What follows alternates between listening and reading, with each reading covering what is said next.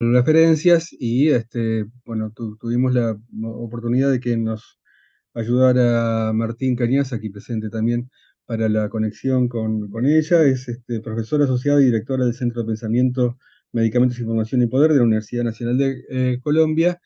Y bueno, vamos a empezar a escuchar entonces su exposición.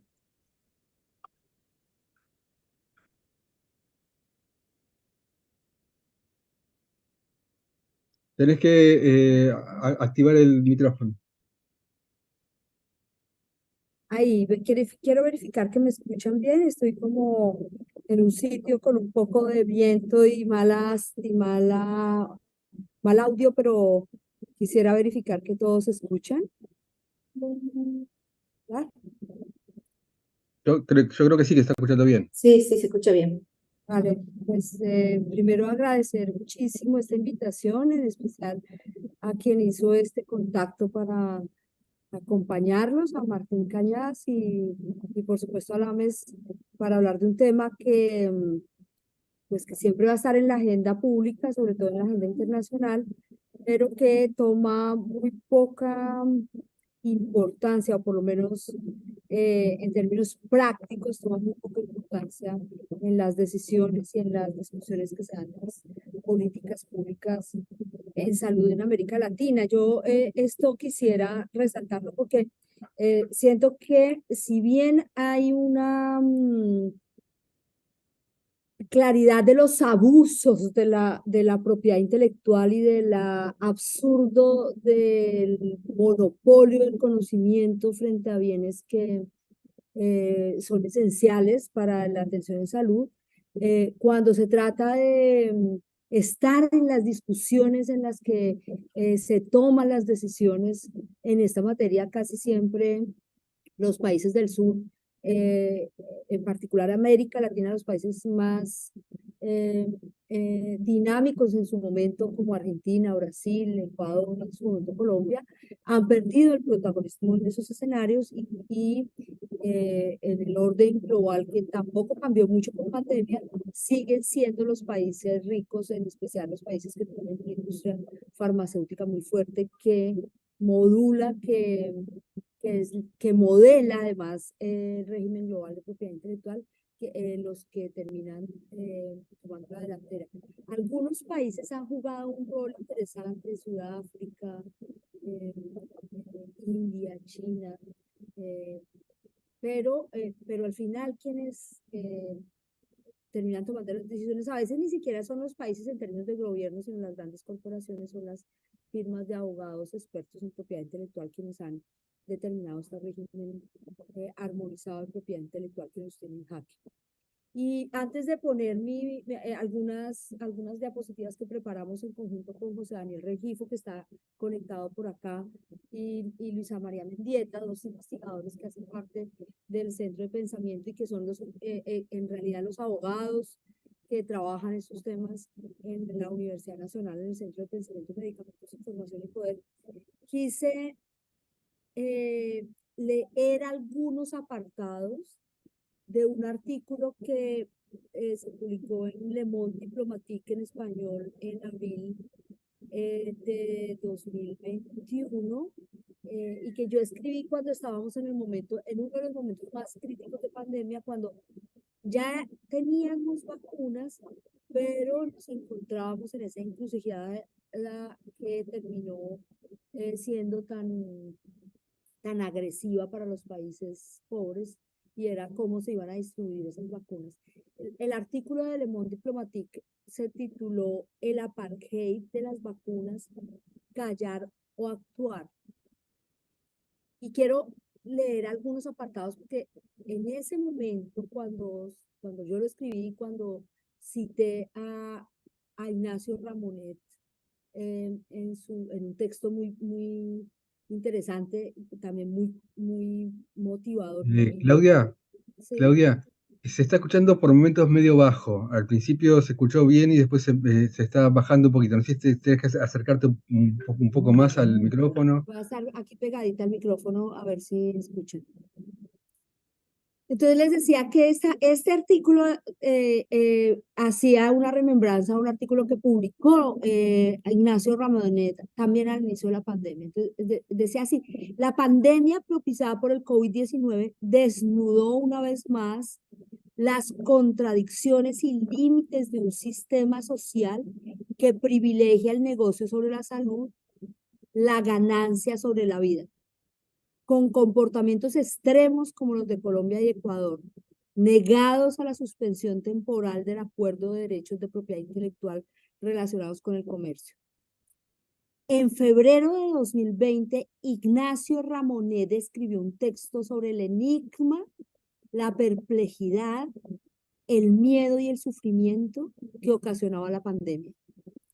El autor dibujaba una ilusión en la que el capitalismo ultraliberal se debilitaría para avanzar hacia unos mejores niveles de solidaridad comunitaria y para superar las profundas inequidades, la fiebre del consumismo y el ecocidio del planeta. Ramonet destacaba la lección de humildad que las medidas higiénicas, el lavado de manos, el uso de mascarillas, la adecuada ventilación, dieron al desarrollo científico y tecnológico para controlar el contagio. Pero muy pronto la biotecnología, en una carrera sin precedentes, permitió que una decena de vacunas estuvieran disponibles y la inoculación se posicionó como una de las estrategias más importantes para superar la pandemia. Mientras la vacunación sucedía, acelerada en los países ricos que acapararon el 50% de la producción de las empresas de vacunas, la vacunación en América Latina y en otras regiones del mundo avanzaba a paso de tortuga. Un reportaje liderado por The Bureau of Investigative Journalism y Ojo Público documentó cómo algunas farmacéuticas presionaron a los gobiernos de América Latina para expedir normas que las cimieran de cualquier responsabilidad legal sobre los eventos adversos por la aplicación de sus vacunas y para que los contratos de compra incluyeran cláusulas como la ignoración de activos estatales como una garantía por la eventual generación de líos legales. Esta distribución discriminatoria, el apartheid del siglo XXI, que muchos llamamos, sumado a la postura extorsiva de las multinacionales en las mesas de negociación de compra y venta, muestra la incapacidad de la sociedad global para resolver juntos el problema más difícil que sufrió la humanidad. La evidencia de la voracidad de las farmacéuticas que Ramonet nunca imaginó. Y quería leer este apartado antes de arrancar mi charla, porque justamente estamos en este momento discutiendo los asuntos de propiedad intelectual en el marco de lo que se denomina el Tratado de Pandemias, que se está discutiendo en el marco de Naciones Unidas y que contiene elementos que permitan saltarse, eximir los derechos de propiedad intelectual para responder de manera distinta a cómo lo hicimos en esta pandemia, en el caso de que se presenten futuras pandemias, que casi es evidente que podría suceder en el planeta. Quisiera que me dejaran compartir pantalla.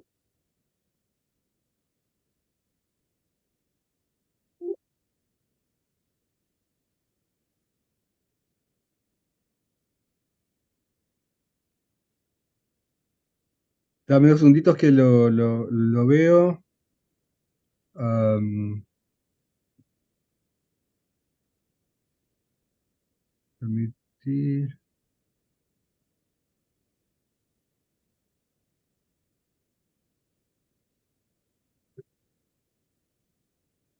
No veo cómo se hace desde aquí, la Que verdad. A ver, dice que el dueño de la reunión no me tiene habilitado para compartir pantalla. Así que claro, por eso tendrías mismo que estoy ir tratando de a ver. configuración.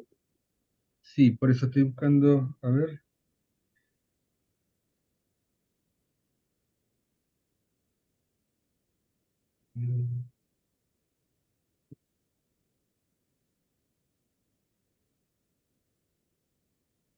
Creo, a ver, lo Ahora que sí, yo... creo que ya. Ah, bueno, bárbaro. ¿Sí? Sí, sí, sí. ¿Listo? Ah, bueno. Ahí ven. Ahí está. Listo, sí. Muy bien. Así que lo que quería contarles era justamente eso. Quise iniciar la presentación reconociendo el trabajo en conjunto que hacemos con José Daniel y con Luis María Mendieta en el marco del Centro de Pensamiento, Medicamentos, Información y Poder de la Universidad Nacional de Colombia. Y les leí apartados de este artículo que se publicó en Le Monde Diplomatique, en la idea de que pudiéramos empezar esta charla intentando documentar o haciendo énfasis en lo que nosotros llamábamos el problema del modelo de innovación biomédico antes de la pandemia y cómo esta problemática se ha sobrediagnosticado. Durante la pandemia tuvimos la oportunidad de transformar la realidad de esas injusticias o de esas distorsiones del modelo de innovación biomédica dominante en la globalización, y ahora en la pospandemia estamos tratando de hacerlo con una estoy dejando que pase el avión.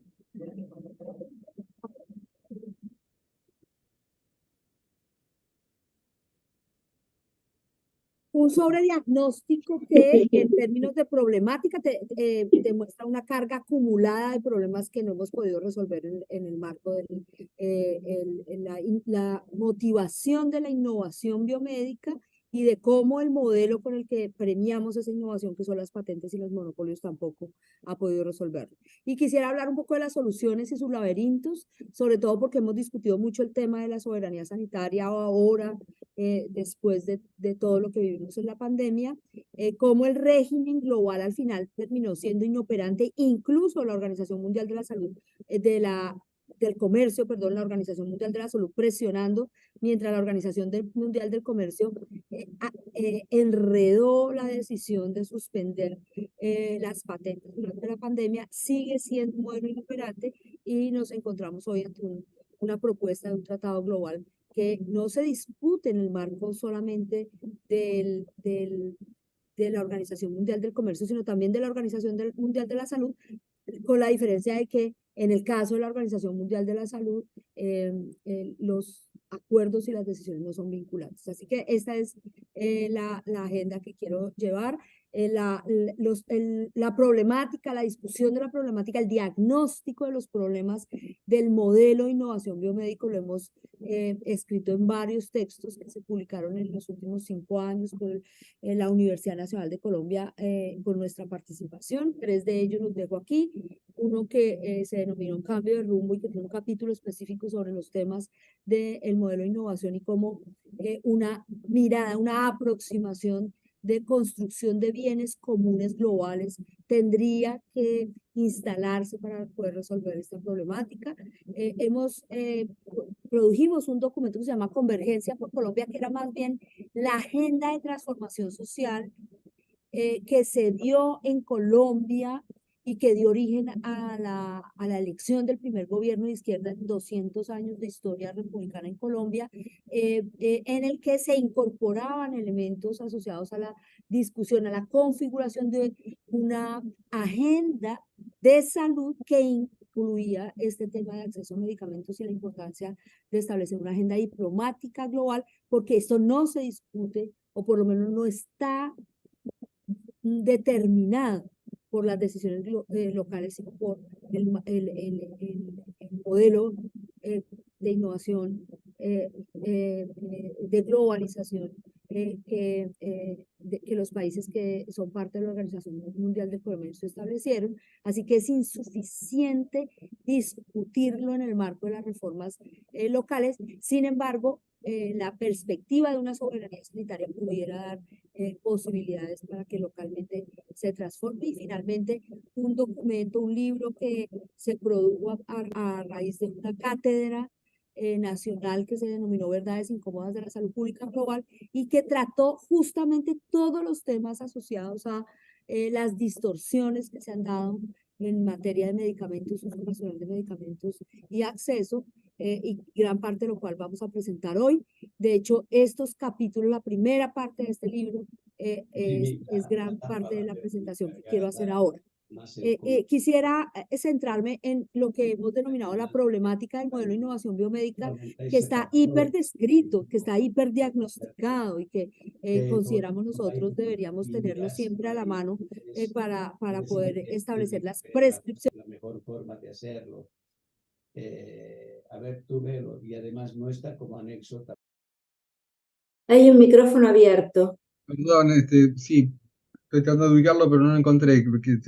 Cerremos los micrófonos de quien no está hablando. Claudia, vos abrí el tuyo. Abrí, Claudia. Quedó cerrado.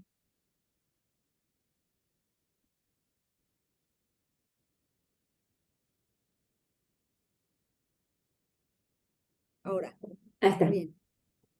Muy bien, entonces les estaba diciendo que la problemática global del modelo de innovación biomédica está descrito en gran parte de estos documentos que les mencioné, pero todos nosotros lo tenemos bastante claro de diferentes fuentes. El primero es que el mercado farmacéutico no ha resuelto lo que requiere resolverse en salud. En realidad, la innovación se ha estancado en términos de innovaciones, en especial para los problemas de salud relevantes. Para antibióticos no tenemos innovaciones suficientes que permitan luchar contra la resistencia antimicrobiana. Para los problemas de salud pública de los países con menos ingresos, los países tropicales y algunas enfermedades desatendidas, seguimos en un vacío terapéutico enorme, sin vacunas, sin tratamientos, sin suficiente disponibilidad de sus medicamentos. Pero paralelamente, y esta es la paradoja más fuerte, tenemos una carga de enfermedad derivada del sobreconsumo de medicamentos que no solamente generan más enfermedad de la que resuelven, sino que además enferman el planeta. Generan un daño ecológico. Así que estamos sin tratamientos para algunas patologías, pero sobreconsumiendo. El capitalismo del consumo se traduce también en la forma como usamos los medicamentos y esto genera un daño epidemiológico, pero también un daño ecológico. Y el problema más fuerte en el que nos vamos a centrar hoy es que allí donde resuelve problemas, allí donde se han logrado transformaciones del curso natural de las enfermedades en algunos tipos de cáncer, en algunas enfermedades transmisibles como la hepatitis C.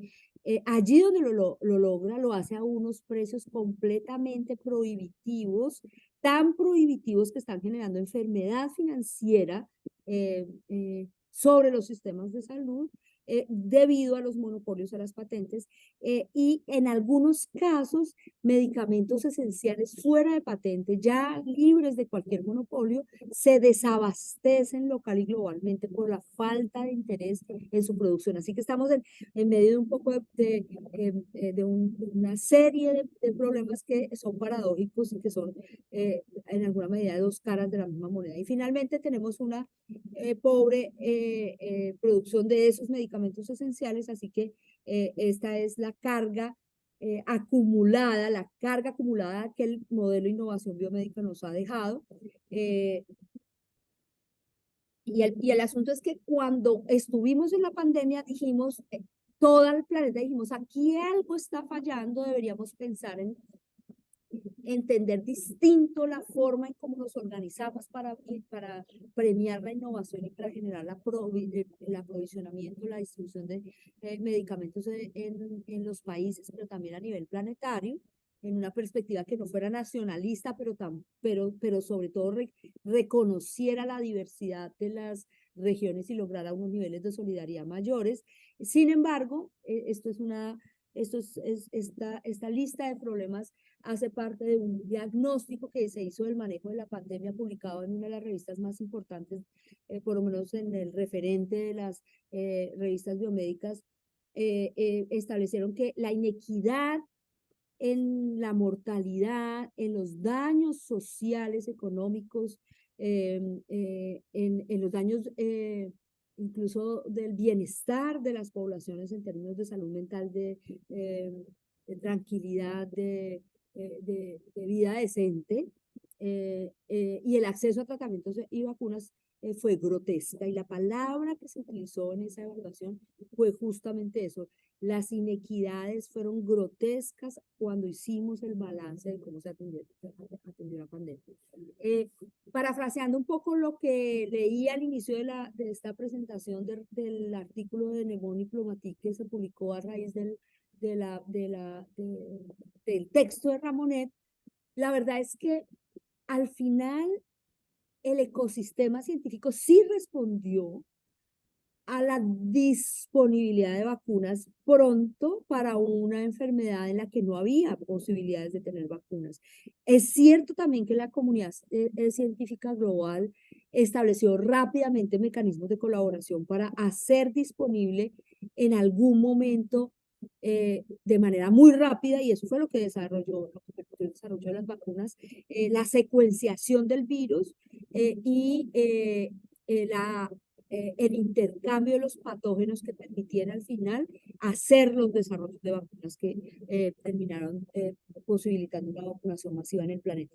Pero a pesar de que el ecosistema científico respondió, ese ecosistema médico y científico estuvo prisionero y se mantiene prisionero de la propiedad del conocimiento representado en las patentes y en los secretos industriales. Algunos dirán que los científicos le jugaron por su propio beneficio a ese modelo. Yo me atrevería a decir que las motivaciones de quienes investigan y de quienes cuidan, de los profesionales de la salud, de los médicos, nunca están dominadas por ese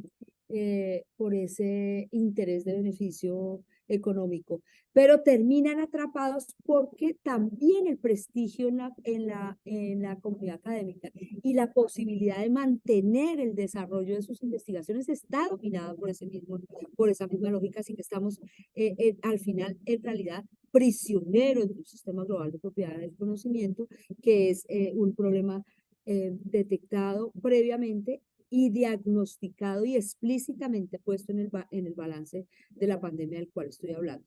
También se habló de los problemas de infraestructura y capacidad de investigación y producción muy débiles, en especial en América Latina, de una descoordinación muy fuerte y de dispersión de la respuesta a la pandemia, en especial un problema de gobernanza, sobre todo en nuestra región, para coordinar la respuesta, y hay un problema de exceso de información, de diversidad cultural, de violación de los derechos individuales, en lo cual no me voy a meter ahora porque sabemos que es todo una línea de trabajo y de discusión. Lo cierto es que en el modelo de innovación en salud, las necesidades en salud pública regionales y nacionales mantuvieron el statu quo, hasta ahora siguen manteniendo el statu quo, siguen viendo la patente como un mecanismo de transacción que en el caso de las enfermedades desatendidas y tropicales no tienen un interés comercial para garantizar esa transacción, esa negociación. Lastimosamente, las universidades y los centros de investigación, tanto de los países ricos, Estados Unidos, Europa, como los países de mediano y bajo ingreso, reproducen la idea de que las universidades y centros de investigación deberían tener el incentivo de las patentes, aun cuando al final no las trancen ni logren con ese monopolio garantizar ningún tipo de transferencia de tecnología, y menos aún coordinar esfuerzos entre países que sufren las mismas necesidades. Así que estamos atrapados por un dogma que es completamente disfuncional, en especial para las enfermedades desatendidas y en especial para los países de bajo y medio ingreso. No me voy a detener en otras formas y en otras maneras en que este sistema de innovación dilata y complica más que facilitar la disponibilidad de las innovaciones en salud en beneficio de las poblaciones, como lo que se denomina el evergreening, el reverdecimiento de las patentes mediante estrategias manipuladas de extensión de las patentes de manera artificial con modificaciones pequeñas. No voy a detener eso, pero es cierto también que en su momento, cuando el régimen global de propiedad intelectual se extendió a través de la Organización Mundial del Comercio, un movimiento muy fuerte de países de bajo y medio ingreso y un movimiento de la sociedad civil lograron incorporar en esos tratados de propiedad intelectual que dominan hoy al planeta un mecanismo que se denominó las flexibilidades de patentabilidad y de la propiedad industrial y de la propiedad intelectual, que presumía que generaba un mandato en el que en condiciones de emergencia en salud o en condiciones de necesidades en salud, en condiciones de interés público, deberían primar los intereses en salud, las razones de salud pública sobre los intereses comerciales,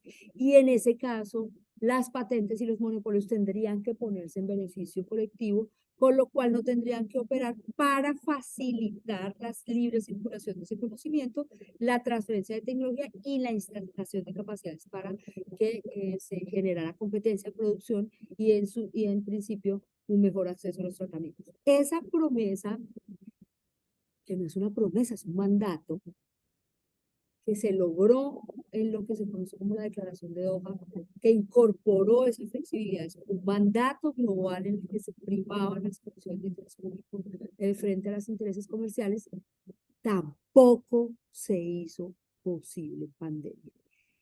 No solamente tendría que haberse activado de manera espontánea. Aquí no operan las patentes para aquellas tecnologías que se requieran para atender la pandemia. No solo no fue espontánea su disposición, sino que tuvo que haber un requerimiento formal de Sudáfrica y otros países del sur global que además estuvieron apoyados por cientos de académicos a nivel internacional y que lograron atraer a más de 40 países que firmaron la solicitud a la Organización Mundial del Comercio, y aún habiendo establecido una solicitud que en principio tenía que haber sido innecesaria, se terminó la pandemia, se declaró el fin de la pandemia y aún no se resolvió con claridad la posibilidad de tener esa exención. Es decir, las flexibilidades no operaron ni siquiera en el momento de la emergencia en salud más grande, cuando claramente el mandato establecía que en condiciones de interés público deberían haber. Esta fue la falla más fuerte que logramos identificar en el planeta y que dio origen a lo que hoy conocemos como el esfuerzo con la construcción de un tratado global para el manejo de las próximas pandemias que permita resolver los problemas que enfrentamos en la pandemia. Estamos en ese tratado negociándolos, voy a hablar de eso más adelante, pero antes de eso quisiera decirles que antes de la pandemia y aún ahora hemos hecho esfuerzos en diferentes países, en especial lo hicieron Brasil y Ecuador durante algún tiempo, ahora Colombia. En varios momentos intentamos el uso de esas flexibilidades de propiedad intelectual para garantizar que las patentes concedidas de ciertos medicamentos se bloquearan, se rompieran y permitieran la disponibilidad de productos genéricos para reducir los precios, romper los monopolios y mejorar el acceso a tratamientos.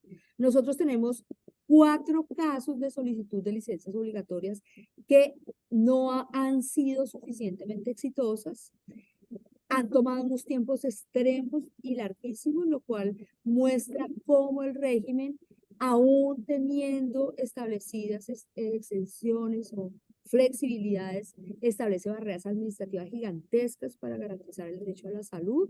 El primer caso fue el caso de un medicamento para el VIH, en una combinación de lopinavir y ritonavir, que se disparó por solicitud de la sociedad civil. Duró casi 6 años para la declaración del interés público y la emisión de la licencia obligatoria. Nunca el gobierno nacional lo hizo. Y al final, la medida que permitió mejorar el acceso fue un control de precios directo que estaba lejos de la solicitud que en su momento hizo la sociedad civil para que la licencia obligatoria permitiera la presencia de genéricos en el mercado local.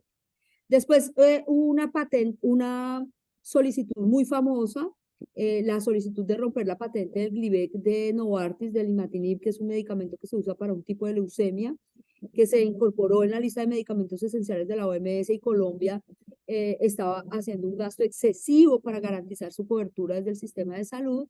Se consideraba que era una patente espuria, una patente que premiaba una innovación menor, este evergreening del cual estamos hablando antes, del reverdecimiento de patentes o del uso de patentes en donde no se merecen, monopolios que premian innovaciones que no son suficientes. Tampoco el gobierno nacional emitió una licencia obligatoria para que se pudiera producir. En realidad lo que hizo fue una declaración de interés público de IP con fines de licencia obligatoria en 2016, pero al final el gobierno nacional transó para que también se hiciera un control de precio. En este caso, este control de precio es un poco más agresivo en el sentido de que determinó el precio del genérico más barato global disponible en el mercado global, de manera que Novartis tuvo que aceptar vender a ese precio como si hubiera un genérico en el mercado, pero nunca se pudo producir un genérico en el territorio nacional. Así que una vez más, una flexibilidad que no terminó con lo esperado de una capacidad productiva local de genérico. Y en el 2018, también la sociedad civil, estos 3 casos que estoy hablando, incluidos fueron solicitudes de la sociedad civil al gobierno nacional, pidieron una declaración de interés público para los medicamentos de hepatitis C por el excesivo precio de sus tratamientos y las dificultades de acceso que pudiera generarse para el sistema de salud colombiano. Hasta el momento esa decisión no se ha tomado y sigue dilatada debido a los procedimientos administrativos establecidos, que esos procedimientos administrativos fueron presionados por la industria farmacéutica para dificultar la toma de decisiones alrededor de las licencias obligatorias. Y hoy, actualmente, un gobierno de izquierda que toma la decisión ya no motivada por una solicitud de la sociedad civil, sino por una decisión gubernamental de expedir una declaración de interés público en un tiempo récord, lo cual demostró que se trataba de un tema de voluntad política, una declaración de interés público que tardó menos de 6 meses. Les estaba contando que antes cada una de estas decisiones tardó más de 6 y 7 años, ninguna dio origen a una licencia obligatoria expedida. Y este gobierno es un gobierno de izquierda, decide para un medicamento de VIH que hace parte de los esquemas de última línea de tratamiento, el dolutegravir, emitir una declaración de interés público y se encuentra en un proceso de negociación de en qué condiciones tendría que expedir una licencia obligatoria para su producción local. Ahí estamos enredados también, porque hay que pagar unas regalías, porque hay que contar unas regalías, pero sobre todo porque estamos en la mitad de una discusión de una reforma a la salud que hace que este tema, por mucha fuerza y visibilidad global, incluso movilización de la sociedad civil global aplaudiendo la medida, no haya llegado a feliz término, insisto, por las tensiones locales en las que nos encontramos en la reforma a la salud. La historia que acabo de contar es para decirles que mientras la pandemia nos puso en esta situación, globalmente se solicitó una exención de las patentes que estaba establecida en el orden internacional. Los esfuerzos de los países por usar las flexibilidades que están contenidas en los tratados, es decir, por no tener nada excepcional diferente a ejecutar un derecho que está contenido en esta materia, no ha podido usarse. El secretario general de Naciones Unidas, desde mediados de los 2000, entendió que ese tratado era inoperante cuando se trataba de hacer esfuerzos por garantizar el acceso al tratamiento a los países más pobres, y constituyó un comité de expertos para que hiciera recomendaciones de cómo romper ese régimen que era tan excesivo y lesivo para los países cuando se trataba de garantizar acceso a tratamientos monopólicos. La recomendación de ese informe de inicios de los 2000 es que el uso de las flexibilidades debería hacerse de manera extendida, promovida por los países, sin miedo, usar esas flexibilidades, y sin embargo, insisto, no ha sido posible. El comité de expertos también sugirió que la investigación de aquellas enfermedades en las cuales la industria no tiene interés fuera financiada con recursos públicos para garantizar que las tecnologías producidas por esos mecanismos fueran amplias y distribuidas ampliamente, fueran gratuitas, y otras medidas, por ejemplo, la importancia de establecer mecanismos de producción local y un papel activo para garantizar una transparencia mayor de la información, tanto de las patentes como de la investigación clínica, que fue otra de las fallas fuertes que enfrentamos durante la pandemia. No logramos eso, nos encontramos en un momento distinto de la negociación de un tratado, igual de tenso, igual de difícil que lo que sucedió en el régimen inoperante de la Organización Mundial del Comercio, y quisiera dejar esa frase resaltada. La Organización Mundial del Comercio es una entidad inoperante cuando se trata incluso de hacer efectivo el tratado en materia de flexibilidades. La posibilidad de establecer un tratado distinto que establezca otras condiciones para manejar una futura pandemia, ha generado un debate interesante globalmente. Esta es una publicación que hicimos algunos digamos, líderes y académicos que hemos trabajado en estos temas durante algunos años. Estamos proponiendo cambiar el sistema de valores y construir un nuevo marco general que permita la disponibilidad de bienes públicos globales, dentro de los cuales tienen que estar incluidos los medicamentos. Consideramos que esos 6 bloques sugeridos pudieran cambiar la forma en cómo distribuimos en su momento las vacunas y los tratamientos para COVID-19 en un ecosistema completamente distinto. No voy a detener en ello. La discusión de este tratado, a la discusión de este tratado se le está haciendo seguimiento desde diferentes centros de investigación. Uno de ellos, el South Center, un centro intergubernamental de los países del sur, que ha hecho unas críticas a la forma como se está discutiendo el tratado, pero sobre todo está sugiriendo que cambiemos la forma de entender las condiciones de negociación de un tratado, en especial garantizar que las medidas no sean voluntarias, sino que sean vinculantes cuando se trate de asuntos asociados a la distribución de tecnologías médicas, que se garantice un sistema de intercambio de patógenos que permitiera rápidamente el acceso a la información genética y caracterización de los virus, de forma que esto facilite la investigación de los tratamientos y de las vacunas, y que a su vez se garantice que se establezcan exenciones y la posibilidad de mejorar los mecanismos de circulación del conocimiento y de transferencia de tecnología en materia de tecnologías biomédicas para garantizar su disponibilidad, sobre todo allí donde es más intenso cualquier condición de brote epidémico o de brote que pueda generar una condición pandémica.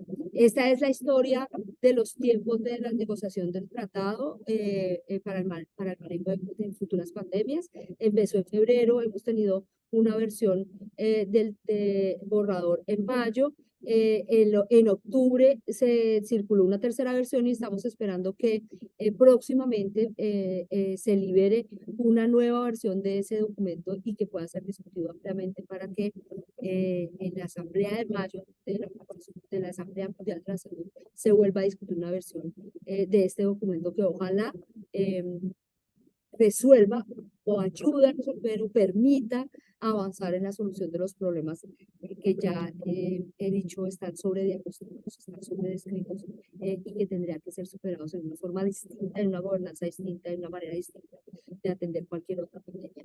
En síntesis, son estos los elementos que había querido compartir con ustedes gracias a la invitación que me hicieron. Uno es que la pandemia hizo evidente la forma como la globalización agudizó, ocasionó una crisis en salud, dadas las inequidades socioeconómicas, las debilidades de los sistemas de salud y la dependencia tecnológica, industrial y científica, que hay un acuerdo global en que construyamos un marco distinto de soberanía de salud de los países, pero que existen diversas formas de entenderla y que hay muchos riesgos de que esto se bloquee y termine siendo lo mismo, más de lo mismo, y que no haya un acceso abierto al conocimiento, que esta es una oportunidad, pero que tenemos demasiados retos, y que tal vez el reto fundamental es déficit de una gobernanza global, especialmente en América Latina, porque tenemos unas dificultades muy fuertes de coordinación de los esfuerzos, de construcción de una autonomía regional y nacional, pero sobre todo una participación activa en estos escenarios, que creo que es el llamado más importante que me interesa hacer. Muchas gracias por la invitación. Bueno, muchas gracias a vos, Claudia, muy interesante y necesaria la exposición.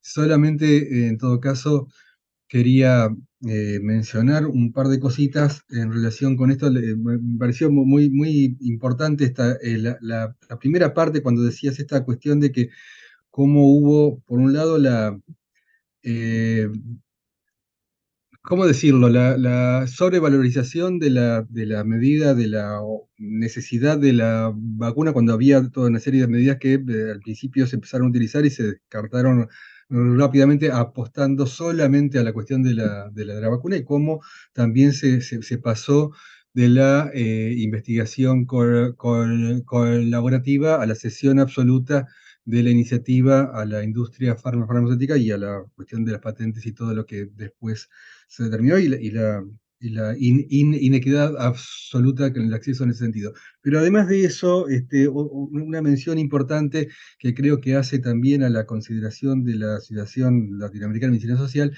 que es la idea esta de que la salud, es curioso que haya que volver a decirlo, es un acontecimiento bastante complejo y colectivo, y que tiene que ver con la producción de salud, digamos, la necesidad de poner atención a las cosas que están dañando la salud, no particularmente o no solamente o no centrado simplemente en los individuos que se enferman, sino en cómo producimos las condiciones en que las enfermedades se desarrollan, y cómo se produce la desigualdad y todas las condiciones que hacen que los problemas de salud aumenten, y esto en temas de medicamentos, patentes, desarrollo de medicamentos que, digamos, se necesitan, y cómo está todo este tema. Bueno, lo mencionaste con el tema de la resistencia bacteriana y toda la necesidad que hay de que se investigue sobre medicamentos que, digamos, está secundarizada cuando el negocio está en otro lado, y eso es lo que determina entonces la inversión la dirección hacia donde va toda la investigación. Gracias, Claudia, nuevamente. Bueno, María Fernanda es la presidenta de la Federación de Profesionales de la Salud de la Argentina, y es la secretaria general del sindicato de base de la provincia de Santa Fe. Una larga historia en la lucha por la salud, y además ha tenido una participación muy importante en el debate en la organización internacional y sindical, la ISP, y entonces vamos a escuchar lo que nos tiene para contar de toda esa experiencia.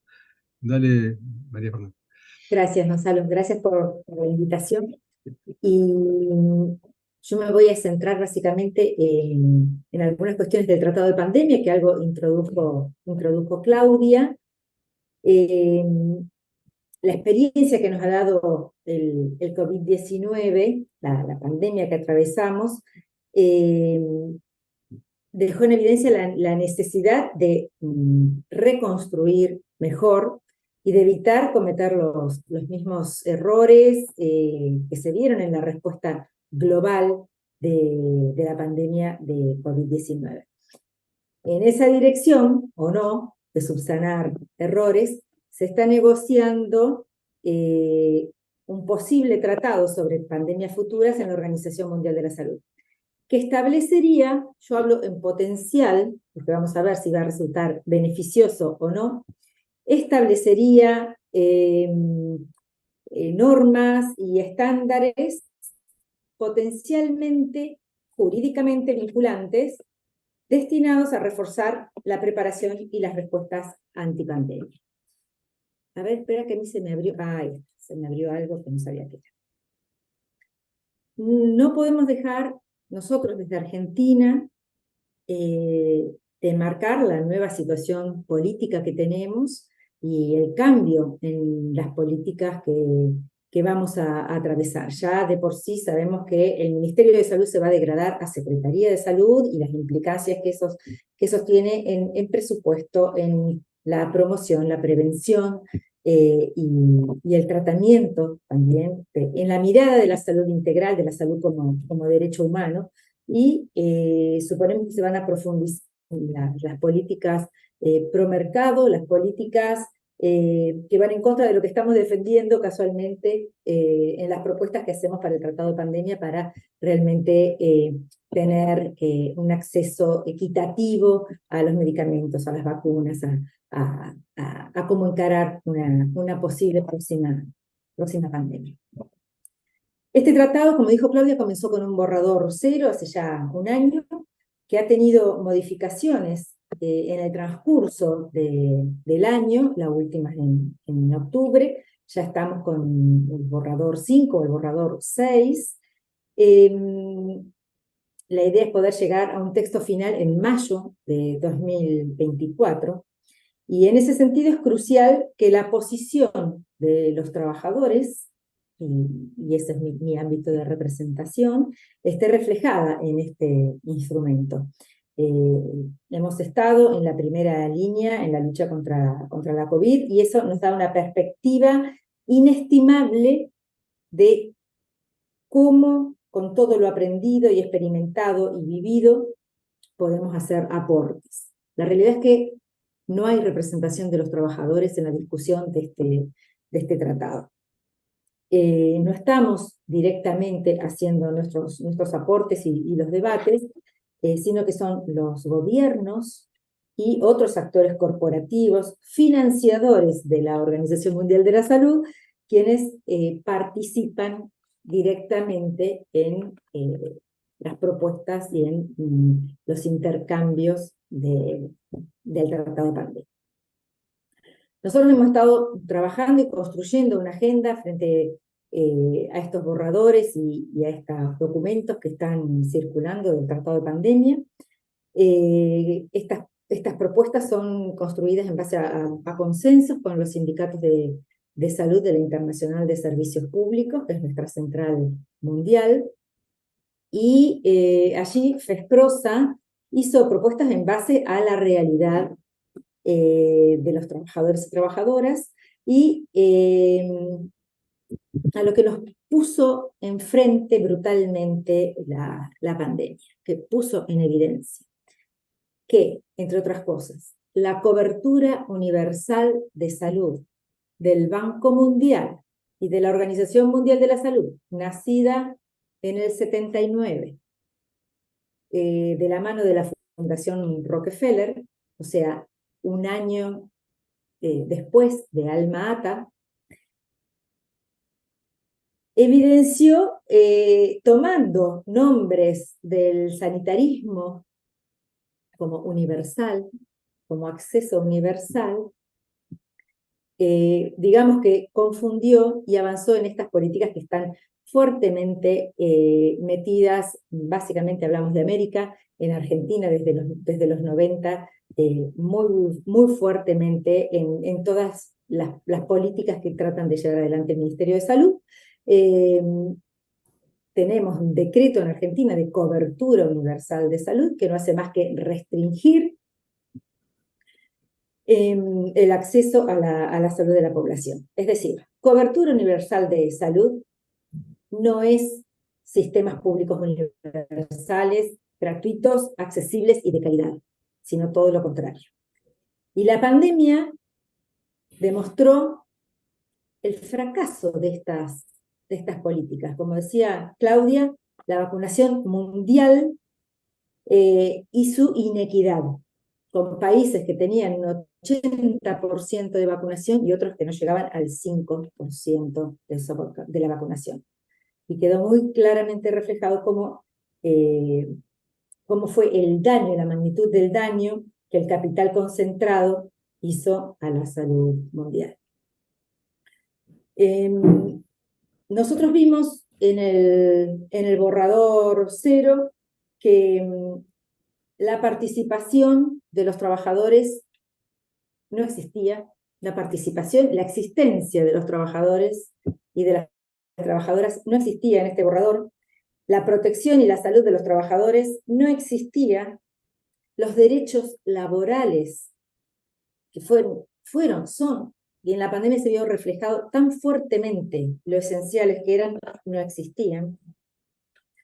Entonces uno escucha al director de la OMS que habla del rol de los trabajadores, de lo esencial que fuimos los trabajadores de la salud, y la percepción que tenemos de que fuimos usados, de que somos descartables, y que hoy ya nadie se acuerda de esto, de la importancia que tuvimos, de los aplausos y de todo lo que se hizo durante la pandemia. Por eso, con nuestra federación, con FESPROSA, presentamos elementos internacionales ya consensuados en 2017 en el ámbito de la Organización Internacional del Trabajo, como las conclusiones de la reunión tripartita referida al empleo en salud, como un eje para considerar las condiciones de los trabajadores y trabajadoras, a lo cual después voy a volver.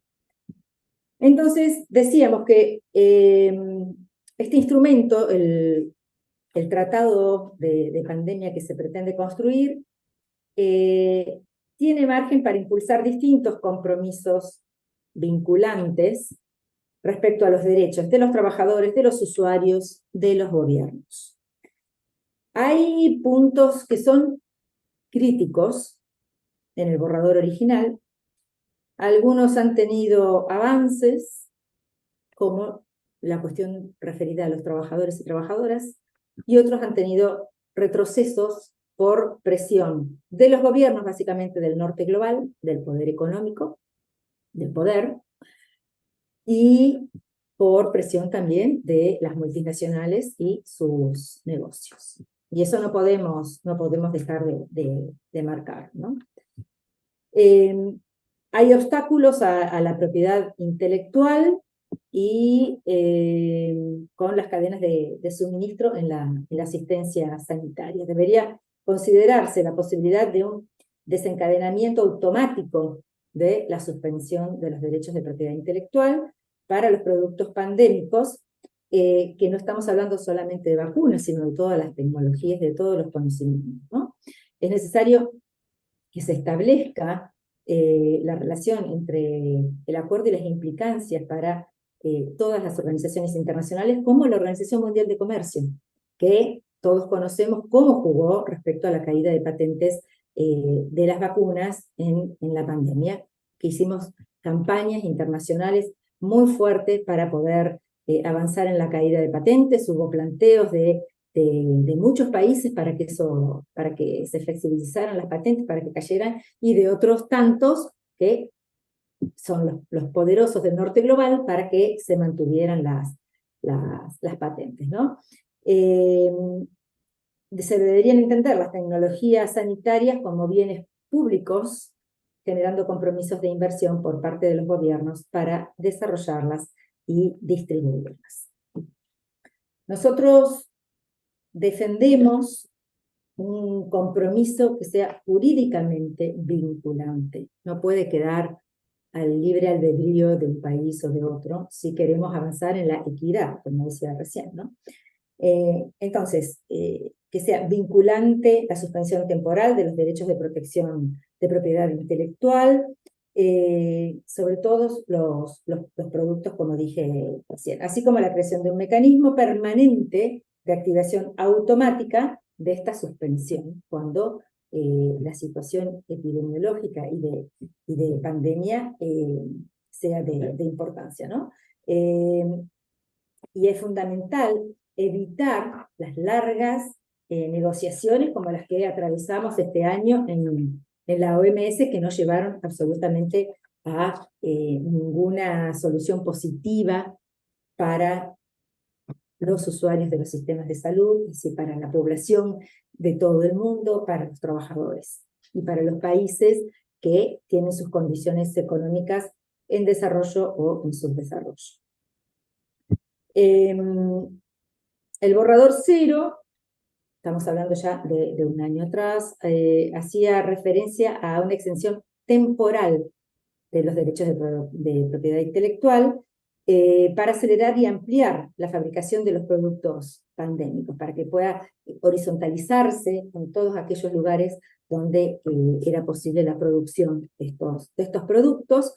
Pero, ¿qué pasó? Hubo una fuerte oposición por parte de la industria farmacéutica que fue acompañada por muchos países y el texto se reformuló. Entonces ahí perdimos frente al documento original. Las negociaciones están marcadas por un debate muy intenso sobre las disposiciones, si van a ser voluntarias, si van a ser obligatorias para los fabricantes, para las empresas farmacéuticas o para los gobiernos. Hay países como Argentina, por ejemplo, que están luchando para que haya disposiciones más estrictas que impongan carácter obligatorio, cláusulas de obligatoriedad a las partes. Y, como dije antes, países como Canadá, Japón, Estados Unidos, que pretenden debilitar las disposiciones haciéndolas de carácter voluntario.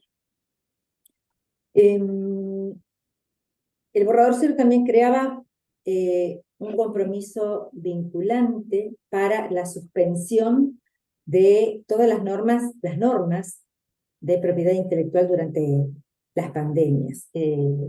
Entonces perderían la capacidad de desafiar legalmente a otras partes cuando se adoptan medidas sobre esa suspensión. Se plantea la adopción de exenciones como una intención de las partes sin un compromiso incluso de respetar dichas exenciones por otros países. Así que en algunas de estas cuestiones, sin duda, hemos retrocedido.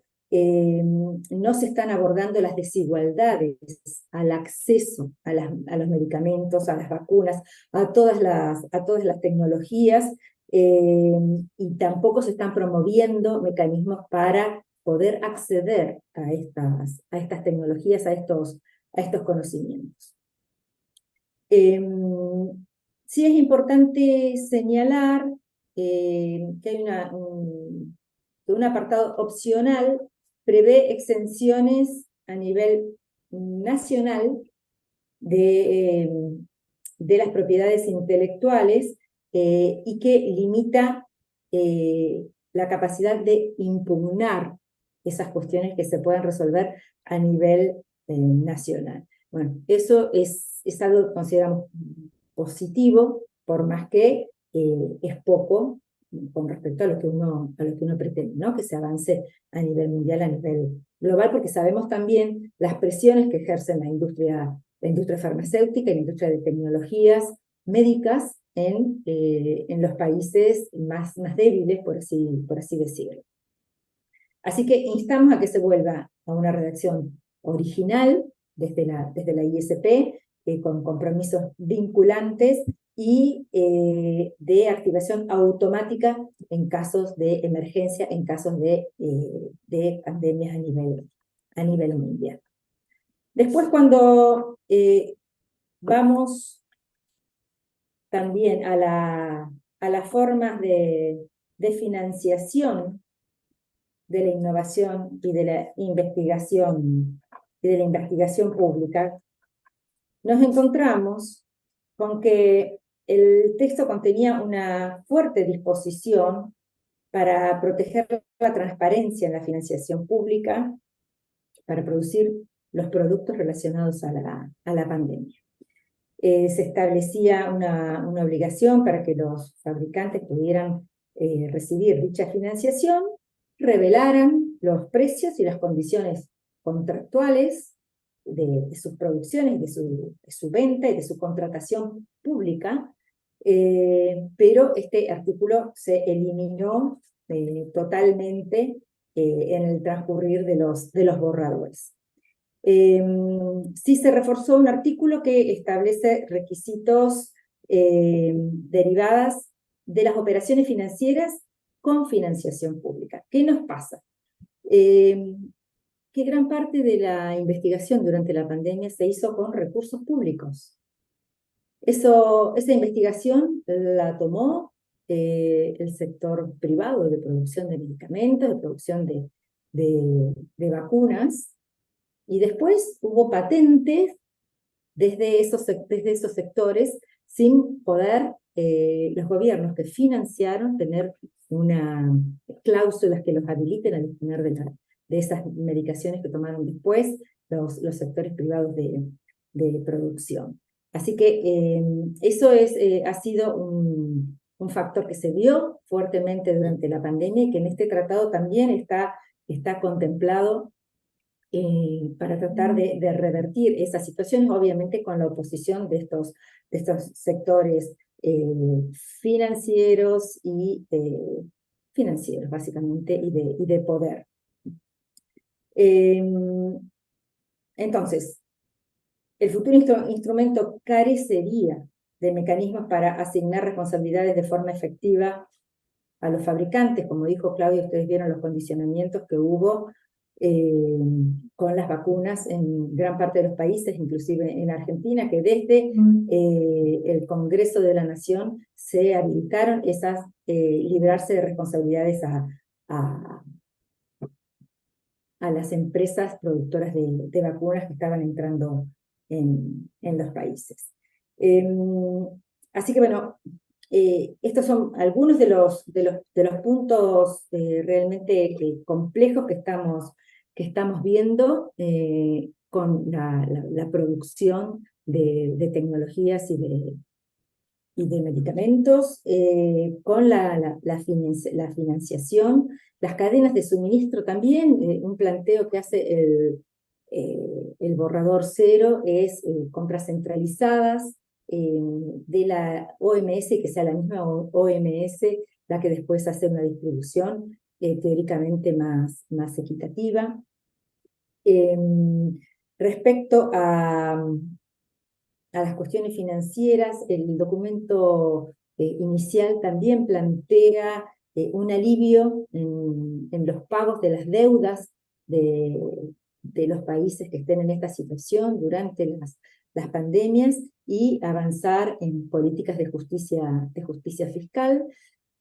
También que para nosotros es fundamental, para todos los que estamos acá, es fundamental que considera la salud como un derecho humano, es decir, el derecho humano a la salud, y la salud pública es fundamental que esté fortalecida en este documento. Sistemas de salud robustos, con un protagonismo muy fuerte de la atención primaria de salud, con una financiación adecuada, sistemas accesibles, universales, con trabajadores con derechos, por supuesto, porque estos trabajadores con derechos salvan vidas, a diferencia de los trabajadores que están en condiciones de precariedad, en condiciones de mala percepción de su trabajo, que lo que nos ha sucedido en muchos casos, que somos mucho más vulnerables a enfermarse, a salir de la atención a toda la población,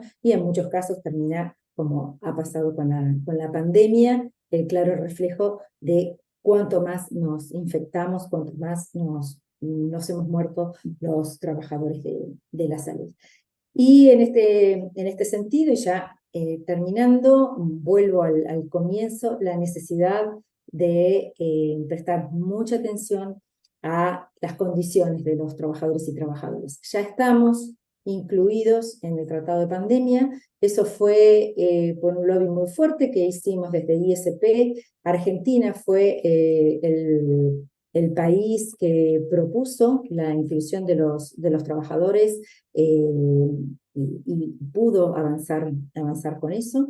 Y lo que planteamos es trabajo decente, y en ese trabajo decente no solo condiciones salariales, condiciones de contratación. Sabemos que el personal que es estable tiene una mejor percepción del trabajo que el personal inestable, con sus cargas sociales adecuadas, y con el cumplimiento de los convenios fundamentales del trabajo, entre los que están la libertad sindical, la negociación colectiva, la no discriminación y la salud y seguridad para los trabajadores. No podemos pensar en enfrentar una próxima pandemia sin las condiciones adecuadas de protección, como nos pasó con esta, que a un mes y medio de haber comenzado los cierres, la restricción, la atención, inclusive sin tener demasiados conocimientos, en algunos lugares nos mandaban a rociar con alcohol los camisolines, porque algunos países no teníamos acceso a todos los elementos de protección personal, porque bueno, la globalización hizo que todo se comprara a determinados países y en otros no siquiera hubiera producción de algo tan elemental como un camisolín o como un barbijo, y nos mandaban a lavarlos y nos mandaban a atender sin la protección adecuada, sin los barbijos adecuados, sin los elementos de protección adecuados. Y lo mismo pasó con el acceso a determinados medicamentos, que lo hablamos hace un instante atrás, y los que enfrentábamos todas esas situaciones éramos los trabajadores, los que teníamos que decidir a qué paciente se podía subir a terapia o qué paciente se dejaba en una camilla y elegir. Eso lo pasaron los cuerpos y las mentes de los trabajadores, y hoy estamos viendo todas esas secuelas post-pandemia. Así que es fundamental pensar en trabajadores seguros, y no podemos pensar ningún tratado de pandemia sin la participación de los trabajadores y trabajadoras. Y en ese camino también pensar qué tratado de pandemia queremos. ¿Queremos un tratado de pandemia para las multinacionales, para los burócratas, solamente para los países ricos, o queremos un tratado de pandemia para el pueblo? Muchas gracias. Gracias a vos, Fernanda, muy importante, interesante. Claro que con el aporte importante de esta valorización o jerarquización de la participación de los trabajadores en esta cuestión, en este problema, en este debate y en esta necesidad de que esto forme parte de la solución, porque si no, no hay solución. Digamos, esto, digamos, uno puede pensar diferentes cosas, depende de la experiencia, la perspectiva que uno tenga, pero claramente sin la participación de los trabajadores no hay nada parecido a una garantía de buen debate y buena perspectiva, porque, bueno, a esta altura del partido, y creo que, supongo que en todos los países, pero en Argentina claramente ya tenemos claro que no se puede delegar la responsabilidad de los trabajadores en quienes, digamos, arman estas cosas y tienen intereses que, bueno, uno puede discutirlo, pero muchas veces son diferentes y a veces contrarios a los trabajadores. Una cosa que está en el contexto de lo que decía Fernanda, pero que no terminó de ser dicho y creo que es importante, es que la situación de los trabajadores incluye, además del trabajo docente en general y todas las cosas que dijiste, la idea de la relación con el trabajo, digamos, con un horario y condiciones adecuadas como para que no aumentemos el riesgo natural o riesgo esperable, al menos, que ocurre al enfrentarnos a las enfermedades en general y a esta en particular. Y esto de que tenemos que tener, bueno, el reposo adecuado, la cantidad de horas adecuada, la capacidad de concentración adecuada para el trabajo, para que las cosas salgan como tienen que salgan. Aumentar el riesgo es un problema para los trabajadores de la salud y para los pacientes y para la sociedad. Y esto lo hemos visto con absoluta claridad en esta pandemia, lo vemos cotidianamente en una serie de problemas. Y el desprecio a eso, que no se puede llamar de otra manera, por parte de las autoridades en general, es lo que nos ha llevado a aumentar los problemas y no a disminuirlos. Y esto, sinceramente, lo coloco también en función de lo que comentaba antes sobre lo de Claudia, vinculado con el tema de la necesidad de abordar el problema de la desigualdad como parte de los problemas de salud, con los problemas de desarrollo de la salud colectiva. Bueno, perdón por la intromisión, pero quería hacer un pequeño, no sé si decirle cierre, pero una pequeña conato de síntesis. Y bueno, estamos abiertos entonces a que hagamos algunas preguntas, si hay intención de hacerlo, por parte del público que tenemos.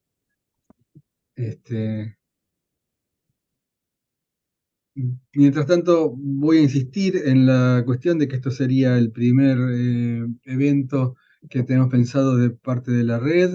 Vamos a desarrollarlo con un poco más probable de prolijidad en cuanto a la previsión y en cuanto quizá al desarrollo del tiempo y otras cosas.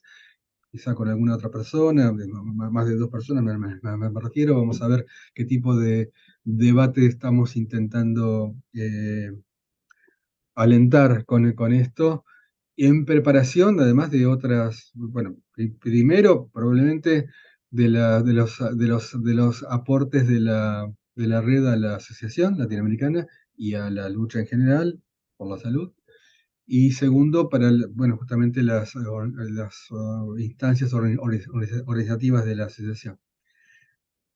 Preguntas entonces.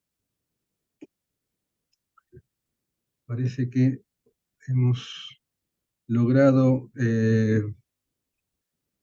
dejar atónitos a la gente y no tenemos gente que tenga intenciones de preguntar algo a las expositoras.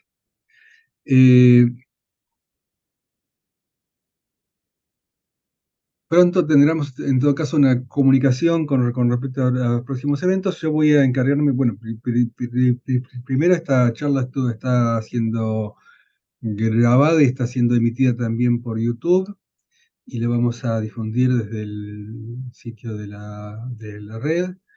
Y por otro lado, vamos a intentar, ahora en todo caso, si tengo la posibilidad de que Claudia me aporte en forma un poco más expeditiva, o lo busco yo en la cita de bibliografía que ya puso, para publicar estos materiales en la red. ¿Sí? Por supuesto que sí. ¿Cómo? Bueno, Te paso los materiales igual y los links. bárbaro, mejor, o sea, así lo hacemos un poquito más expeditivo y lo publicamos en la red. Gracias, Claudia. Bueno, siendo casi Si las me 8:30. permites la palabra, Dale, Eduardo, ¿cómo no? Dale. acá desde Bolivia, primero agradecer a Claudia y a María Fernanda la excelente conferencia que nos han dado. Y yo creo que el fondo de todo está en el derecho de propiedad intelectual, y que las flexibilidades ADPIC pues no han servido de mucho, y que es necesario que los pueblos nos unamos para avanzar más en la defensa del derecho a la salud. Creo que el acceso equitativo a medicamentos es una lucha ahora que están apareciendo más las enfermedades de alto precio, ¿no es cierto? Va a ser más necesario. Yo me acuerdo hace 10, 12 años, nos reunimos muchos países para hacer compras conjuntas, por ejemplo. Yo creo que es un mecanismo que no hay que olvidar como posibilidad. Pero decía que en el fondo de todo esto está el derecho de propiedad intelectual y el sistema de patentes, que es su consecuencia. Y que las flexibilidades ADPIC, mira, no han dado resultado. La experiencia que Claudia nos enseña 4 o 5 veces que han recurrido a licencias obligatorias y ha quedado en la nada. Para países menos desarrollados, como somos nosotros, Bolivia, es mucho más difícil recurrir a la ruptura de una patente. Entonces yo creo que tenemos que ver mecanismos que vayan más allá de la ruptura de patentes, como son las licencias obligatorias. La pandemia, no sé qué país ha roto la patente de las vacunas, yo creo que ninguno. Entonces creo que hay que, qué sé yo, tener iniciativas que vayan a luchar contra los intereses de las grandes transnacionales de medicamentos e idear mecanismos para casos de pandemia donde no seamos tratados como los últimos, ¿no? Los países desarrollados han tenido rápido acceso porque ellos son los que han, ni siquiera ellos, ¿no? Porque los fondos públicos pasan, no sé por qué mecanismo, a las empresas transnacionales privadas. O sea, se utiliza fondos públicos para la investigación y desarrollo que luego son apropiadas por las grandes transnacionales. Entonces, creo que hay que avanzar en la unidad de nuestros países para una defensa conjunta del derecho a la salud y la vida y al acceso de medicamentos. Una vez más, muchísimas gracias, Claudia y María Fernanda, por la excelente conferencia. Gracias. Gracias, Eduardo. La verdad es que me habilitas a hacer también un comentario, porque es cierto esto, muy cierto esto que decís, que la mayoría de las veces, y se ha confirmado en estos casos, la cuestión de la base de fondos públicos para que luego son utilizados, aprovechados, desarrollados, lo que se quiera decir, para que sean sectores privados los que hagan el desarrollo comercial y finalmente la distribución en general los medicamentos y en particular se ha visto en el tema de las vacunas. En Argentina en particular, me parece bueno mencionar que ha habido un desarrollo de una vacuna que se lleva el nombre Cecilia Grierson, y que terminó de entrar recién en fase 3, ahora en abril de este año 2023, y están todavía en desarrollo, siendo que Argentina financió por lo menos 2 vacunas que tenían inicio en otros países y que esa financiación por parte del Estado fue a parar a laboratorios privados. Uno fue de Richmond, que fue por eso se financió la importación de una forma de vacuna Sputnik, en el que se iba a producir en Argentina y que finalmente no se está aplicando en Argentina. O sea que esa inversión por parte del Estado no fue a parar a la población argentina, sino que fue para el fondo privado y de ahí a la exportación. Y la financiación también de la vacuna eh, que estuvo por parte del grupo Sigman, que digamos que también fue financiada en forma bastante importante. Mientras tanto, el CONICET, que es el centro de investigaciones que tiene la Argentina, no recibió los fondos necesarios como para que ese desarrollo fuera más rápido, y recién está ahora en fase 3, cuando se ha decretado ya el final de la pandemia hace bastante tiempo. Y esto, bueno, claramente es un modo de gestionar los recursos científicos y públicos en función de otra cosa que no fue el interés de la salud pública en Argentina, como sí debe haber pasado en otros países. Es parte del problema, y ahora estamos en una situación que vamos a tener estos problemas mucho más agravados acá en Argentina. Ya hemos tenido la experiencia de lo que fue la falta de ministerio, todos los problemas que ha tenido la gestión del ministerio. La falta del ministerio ha agravado todas las cosas, no mejoró ningún problema, y ni siquiera, por supuesto, no mejoró las finanzas de la nación. Y esto es lo que va a volver a ocurrir aquí, a la insistencia del ministerio, que no va a resolver ningún problema de ningún tipo, no ningún problema de salud y tampoco ningún problema financiero. Esto está bastante claro. Bueno, No, perdón, me meto un cachito. No sí. olvidar también la iniciativa cubana de las No, vacunas, claro, claro. eh, nada, han paliado toda la situación, sobre todo el apartheid que tiene Cuba. Y no mucho más que eso.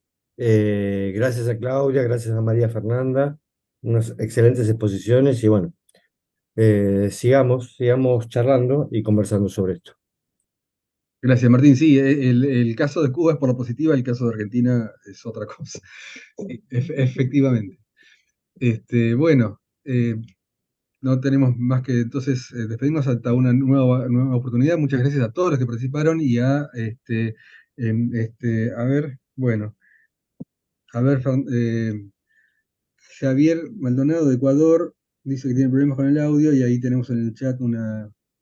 Ah, sí, es muy interesante la experiencia de Ecuador, que bueno, será para la próxima vez, en todo caso, meter el caso en el debate y esperamos que tenga audio. Lo vamos a considerar, gracias Xavier, y ahí está el chat como para que lo lean y lo vamos a compartir. Bueno, muchas gracias entonces y nos volveremos a encontrar en un próximo evento y insisto en la necesidad de que desarrollemos este dispositivo para desarrollar más las posibilidades de intervención. Por supuesto que esto es un elemento más, no estoy diciendo que sea fundamental, pero es un elemento que creo que tenemos la posibilidad de aprovechar. Bueno, muchas gracias, nos veremos en la próxima entonces y nos vemos también en la lucha con seguridad. Saludos, ¿eh? Gracias a todos y todas. Chao, Gracias, chao. gracias. Hasta luego.